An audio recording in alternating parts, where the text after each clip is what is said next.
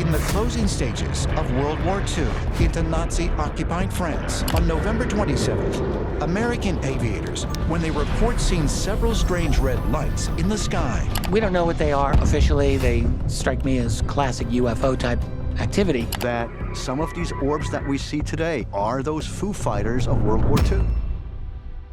While you are fighting for your life during World War II, the last news you expect to hear is that you will soon have to face Nazi UFOs. This isn't fiction. But the most incredible vertical lift weapon of all, a Nazi UFO. This was the reality of the brave people who were at the front lines, many of whom couldn't believe that the German UFO program was real, even though they were well aware that the Nazis were cruel enough to be willing to win the war by any means possible. However, the truth is, as the tide of the war turned against them, Hitler became desperate to develop unorthodox weapons that were technologically experimental for the 1940s. And no matter how extreme it was, he approved every idea as long as they promised devastating destruction. These ideas birthed the Wunderwaffe, wonder weapons, and recently declassified Nazi documents reveal the shocking truth about them. From flying discs to ghost rockets, biological warfare laboratories, cannon-like guns capable of destroying whole cities, and secret UFO projects. What he called German wonder weapons, being operated by survivors of the recently defeated Third Reich. Hitler was swimming in the waters of science fiction with careless abandon. As a result, the Nazis ended with some of the most terrifying weapons during World War II. Picture this: it is the early days of winter in 1943. You and your team of Allied pilots are flying over a small settlement far from any Nazi outpost. You have done your reconnaissance, and you are convinced your airspace is secured. It is afternoon, your visibility is sharp, then suddenly, the plane beside yours explodes. You could have sworn you heard something hit it before the explosion, something that was invisible to the eye. You survived, and when you told the other surviving pilots, they confirmed that it was the same story for them.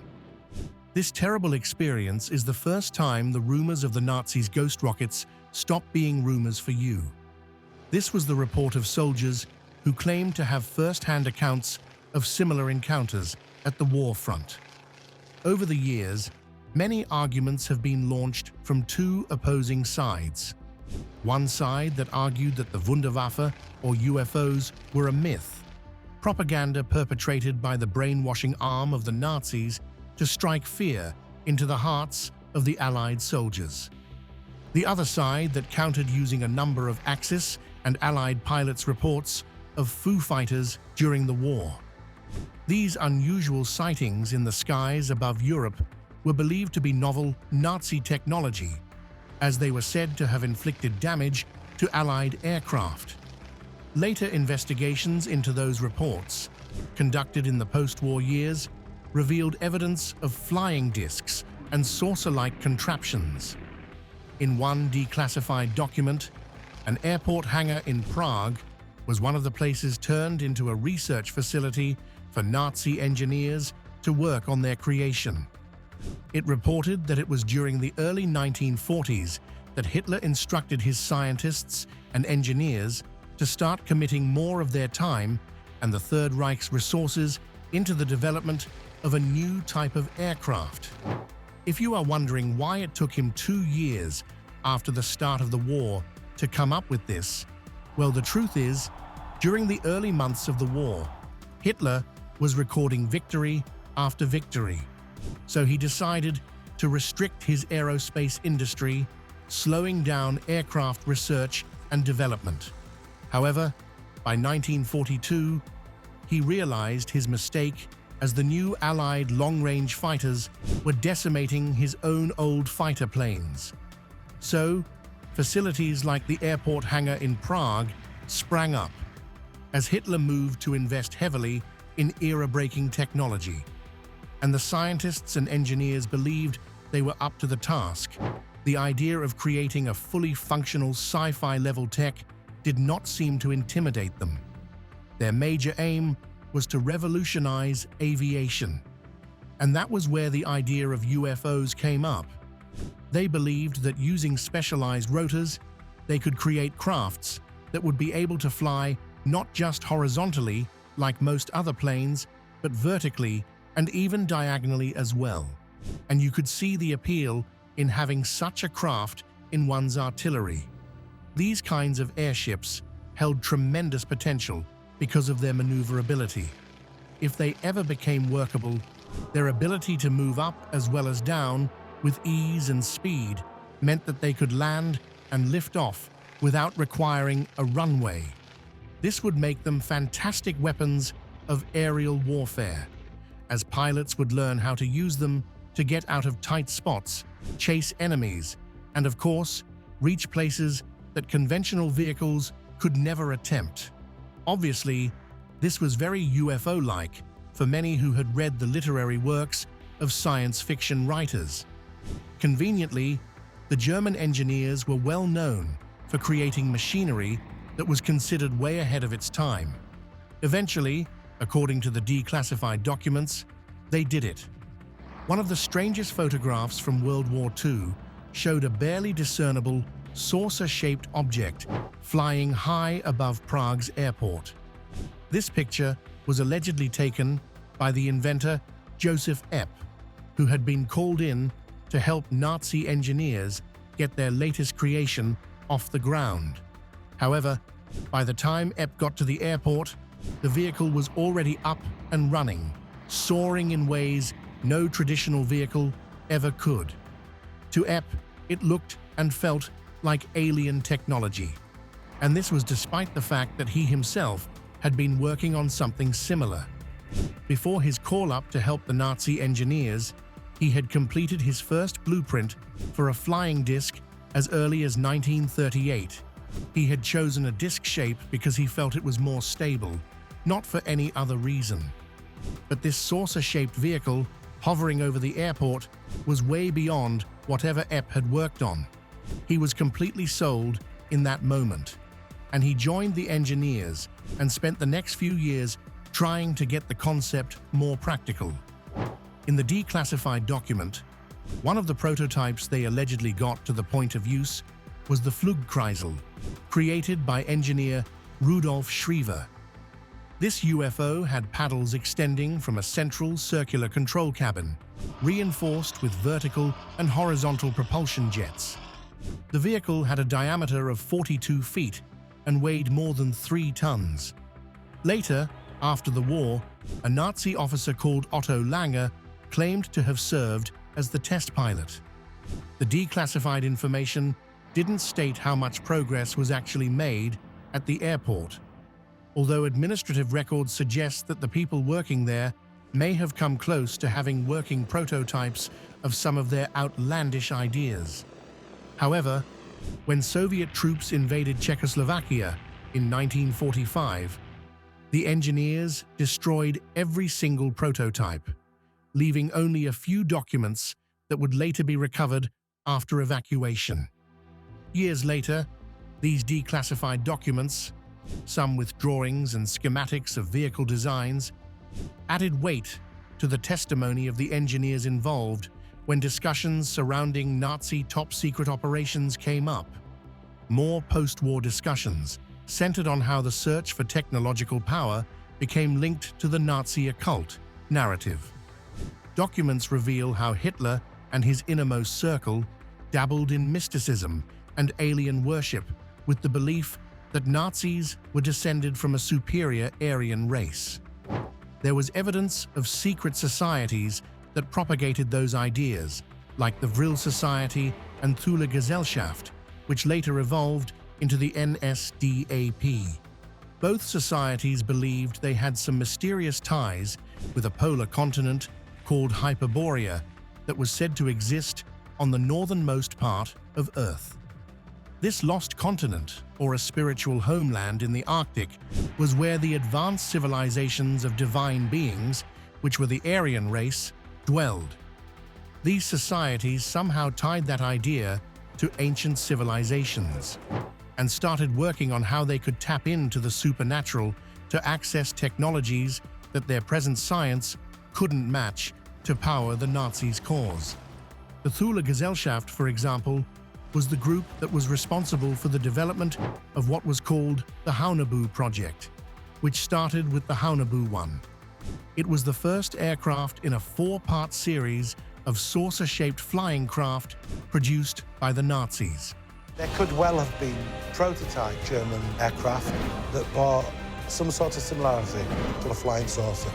A report stated that it became available for service in 1944. The craft was 24.95 meters in diameter. It was equipped with a Thule compass, as well as a few other high-tech pieces of equipment, like the Thule tachyonator and the Magfield Impulsor 4. It was said to reach a speed of about 3,000 miles per hour and could theoretically get up to 11,000 miles per hour. It was rumored to have an estimated flight time of 18 hours while carrying a crew of 8. It is claimed that Haunebu I was capable of functioning in all weather, whether it was night or day. According to some documents, the Haunebu 1 seemed to have been purposed to fly to Hyperborea. The Nazis decided to improve on this craft, and then came Haunebu 2. This was an enlarged fighter version of the first. This time, it was built with a diameter of 26 meters and could reach supersonic speeds between 3,800 and 13,000 miles per hour while carrying a crew of 9 with room for up to 20 people. It was noted that it could hover quietly for almost 20 minutes, despite carrying armament in the form of a 6x80mm KSK in 3 rotating turrets and a 1x110mm KSK in 1 rotating turret. Then came the Haunebu 3 with a diameter of 71 meters. It employed a Thule tachyonator, 7C plus SM levitators for drive, and this allowed a flight time of 7 to 8 weeks. It was reported that it got to a speed of 4,500 miles per hour and could allegedly get to 25,000 miles per hour, which was insane to say the least. All this was said to be achievable, despite the fact that the vehicle had KSK in 5 rotating turrets and boasted a crew of 32 with room for up to 70 people. It was allegedly also capable of hovering for 25 minutes and could fly in any weather. Further versions were planned, but only a single prototype of the Haunebu 3 gunship was constructed, and it is not written whether it ever flew. Finally, the Haunebu 4 was the last aircraft in the project. However, it remained on paper and was never completed before the end of the war. With a diameter of 120 meters, the colony ship was planned for long-range invasion plans with a special study to investigate its use for a proposed lunar colony. Given that all development took place in complete secrecy during the war, at the end of the war, when Allied forces moved into occupied countries and eventually Germany, no evidence of these flying saucers could be found other than these documents relating to their existence. However, after further investigation by Allied governments and the interrogation of former Thule Gesellschaft and Vril Society members, new information was revealed. This new information convinced some of the interrogators that perhaps the Nazis had actually created a type of craft with a special propulsion system that was capable of the claims of the secret Haunebu projects. There were other documents that mentioned the existence of such a type of special propulsion system. In fact, the Polish book Prawda o Wunderwaffe, which translates to The Truth About the Wonder Weapon by Igor Witkowski, specifically talked about the bell in detail. A revolutionary gravity bell motor referred to as the D Glock, or the bell in English. The project was alleged to have begun in September 1941 and got named after a central project with the same name that began at the same time, involving a large bell-shaped structure. Witkowski claims Die Glocke was organized under a division of the Waffen-SS and operated mainly at facilities in Lower Silesia. The goal was simple. It included achieving time travel, space travel, alien contact, superweapons, and others. The bell, engineered by Nazi scientists, was described by Witkowski as a glowing, rotating contraption with some kind of anti-gravitational effect. He believed it was a time machine, or part of an SS anti-gravity program for a flying saucer. This claim was corroborated by some camp survivors who allegedly saw a bright bluish light from an object that looked like a bell.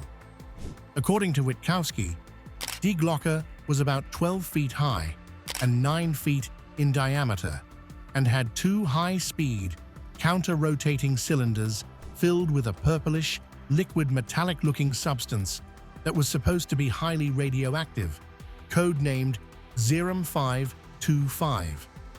Witkowski believed this element was likely an irradiated form of mercury used in the creation of a form of plasma that was intended as a weapon and/or propulsion system, and which may have been capable of distorting space-time. The first liquid element they found in Antarctica was highly radioactive and had extreme magnetic properties. They named it Serum, but it didn't help Die Glocke's development at the time. So another search was ordered by the officer in charge, who was possibly SS official Hans Kammler, and that was when the 525 was found.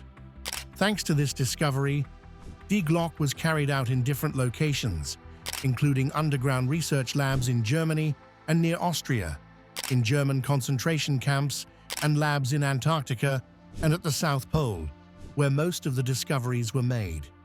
Witkowski pointed out that the Die Glocke he researched had its own concrete ring called the Henge, near the Wenceslaus mine, built in 1943, which was used to tether the bell during tests. There were reports that in the pursuit of Die Glocke's success, human lives were sacrificed. A document, allegedly given to Witkowski by an unnamed Polish government official, was an affidavit from the war crimes trial for General Jakob Sporenberg, who supposedly confessed to ordering the death of about 60 persons who had knowledge of the project. It was also alleged that war prisoners from the Gross Rosen concentration camp were supposedly exposed to radiation from the project, resulting in many deaths and health problems. Other accounts claim that scientists and technicians who worked on the bell and who did not die of its effects were wiped out by the SS at the close of the war, and the device was moved to an unknown location. If you are wondering where said location might be, there are some theories circulating among conspiracy theorists that claim that Die Glocke is located in a Nazi gold train that is buried in a tunnel beneath a mountain in Poland. Aside from Kammler, Nazis officers like Walter Gerlach, Kurt de Boos, and Werner von Braun were also allegedly implicated in Die Glocke research. It is reported that Kammler later secretly traded this technology to the US military in exchange for his freedom. Perhaps what that makes some of these claims seem true. The idea of Operation Paperclip. The integration of this effort began 1945, as the Allies advanced into Germany and found a wealth of scientific talent and advanced research that had contributed to Germany's wartime technological advancements. The US Joint Chiefs of Staff officially established Paperclip with the dual goal of using German expertise for the US's ongoing war effort against Japan and to bolster the country's post-war military research. Recruits included such notable figures as Werner von Braun, a leading rocket technology scientist who you would remember was named as an accessory to the events of Die Glocke. Many selected scientists were involved in the Nazi rocket program, aviation, chemical and biological warfare. If all that was said about the Nazi wonder weapons was untrue, Why did the US bother to negotiate with more than 1,500 confirmed Nazis for information about Nazi technology? If those people have committed some of the greatest crimes against humanity ever known to man, and they can escape justice simply because of some unverified information they claim to know, then it is either that the crimes they committed were not bad enough, or what they claim to know is actually valid and true. You would probably know that the US wasn't the only country that offered a deal like Operation Paperclip. Operation Paperclip became a classified military program to bring them to the United States. In 1946, the Soviet Union conducted a similar program, called Operation Osoaviakim, that recruited Nazis from the same fields of research.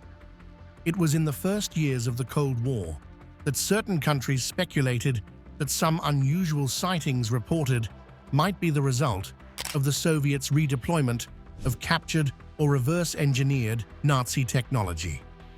For the US too, those recruited through Operation Paperclip were instrumental in the development of the US space program and military technology during the Cold War. After the results of the Paperclip were valued at $10 billion in patents and industrial processes. Of course, the US, the Soviets, and other countries that poached Nazi scientists and engineers would claim that they did so because of wonder weapons like the jet fighter Me-262 and not because of UFOs and alien tech rumors. Makes you want to take a look at what some of those wonder weapons were really like. The Wunderwaffe Messerschmitt Me-262A is so iconic that one of its model presently on display at the National Museum of the U.S. Air Force at Wright-Patterson Air Force Base near Dayton, Ohio. Back in May 1943, when the commander of the Luftwaffe's fighter force, General Adolf Galland, flew the Me-262, he reported that his flight in the jet was like being pushed by angels. It reached a speed of over 540 miles per hour, and it had a significantly higher combat capability than whatever the Allied forces had going for them. In fact, an officer was quoted as saying, "These aircraft were hailed as the Reich's best chance of turning round a lost war." But despite the fearsome potential of the fighter jet, Hitler was more worried about its high fuel consumption and postponed the jet's production. He only ordered increased production when he heard that its praise was being sung by Allied soldiers. However, it was too late. Many of the 262s were brought down by US and English piston engine fighters. Some were destroyed by Allied forces while taking off or landing or crashing due to mechanical problems. And since production had been stopped at one point, there weren't that many left. Then there was Hitler's Vergeltungswaffe, also known as vengeance weapons. He named them so because they were to be his instruments of terror that delivered his revenge to the UK and the US as payback for the bombing of German cities. The V2 was a 46-foot-long, 12-ton rocket that carried a 1-ton explosive warhead up to 200 miles. To ensure the development of the guided missile would remain secret, research laboratories, testing sites, power plants, and factory facilities were set up on the isolated island of Peenemünde, just off the Baltic Sea coast of northern Germany. While work was going on in Peenemünde, a team of Luftwaffe scientists started another project to produce a simpler weapon than the V2 rocket, a weapon that could be manufactured cheaply and quickly. Within a few months, they had created a smaller pilotless rocket designated as an anti-aircraft target device.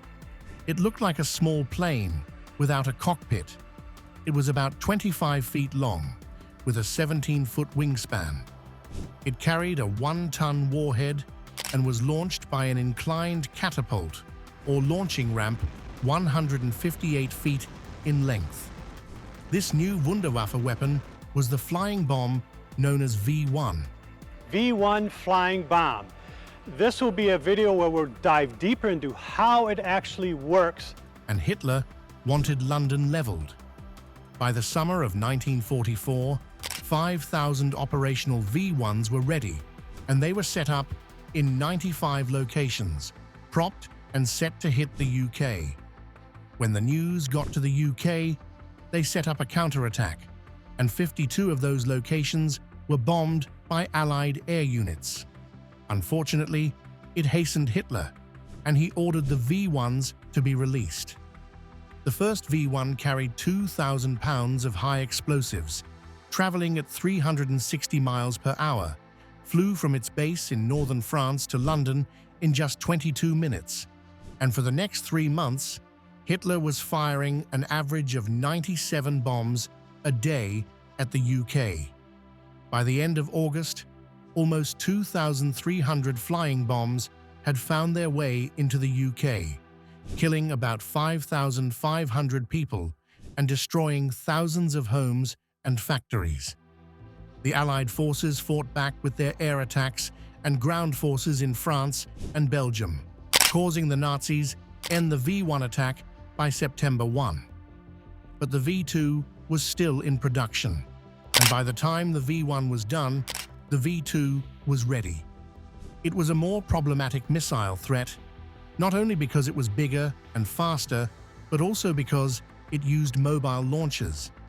It was carried by a Mählerwagen trailer, which not only transported the weapon, but served as its firing platform. You could literally fire from anywhere as long as you could find a small clearing.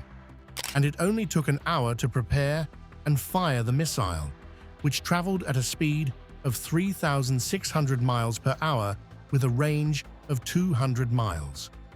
From Holland, in just 4 minutes after takeoff, the V2 landed in London. While the V1 and V2 reigned down on the UK, Hitler had the V3 in his back pocket. The supergun, codenamed Hochdruckpumpe, high-pressure pump in English, was an artillery piece. The largest guns ever made, the V3 barrels were 412 feet long, made of soft steel with 6-foot bores in diameter. Its projectiles were 9 feet long and fitted with a 300-pound high-explosive warhead. Another Wunderwaffe of note was the Arado AR-232B2. The AR-234 is the first and last jet bomber of the Second World War. A bomber powered by jet engines. This revolutionary aircraft was developed a little too late. The war was already lost by the time it arrived. It took only one pilot, but was powered by 2 Junkers Jumo 004 jet engines, creating a thrust of about 2,000 pounds. It could carry a bomb load of 3,300 pounds and still achieve a maximum speed of about 470 miles per hour with a range of 1,100 miles. In addition, it had 2 cannons firing from its tail. Despite getting little to no action, the Arado AR-232B2 potential was great enough to earn it a place on display at the Smithsonian's Udvar-Hazy Center even now. Some other wonder weapons that fascinated Allied forces include the Panzerkampfwagen 6 Tiger I. Under combat conditions, the Tiger I's shooting capability was accurate for miles. The report from 2 battalions stated that for the 37 Tiger I's that were destroyed, a total of about 700 enemy tanks and 600 anti-tank guns were destroyed. When the Nazis' big brass saw the power of the Tiger I, they asked for a bigger tank, and so the Tiger II, also known as the King Tiger, rolled out. It was able to navigate terrains just like Tiger I. It was bigger and had more powerful cannons, but it was slower and prone to breaking down. The one other wonder weapon you may want to know was the gigantic mouse tank, which was something someone who was living in a cartoon world would think of. The mouse, which weighed 180 tons, had a top speed of 12 miles per hour. Only 4 mouse prototypes were made, and none of them saw action. It had only been built to satisfy the whims of Hitler, who had demanded that they be built. You could wake up tomorrow and hear that more documents have been discovered that reveal even more shocking truths about World War II UFOs or wonder weapons. It is impossible to separate the truth from the myths. One major truth is that quite a large percentage of what really happened during the war is missing, and that is fact.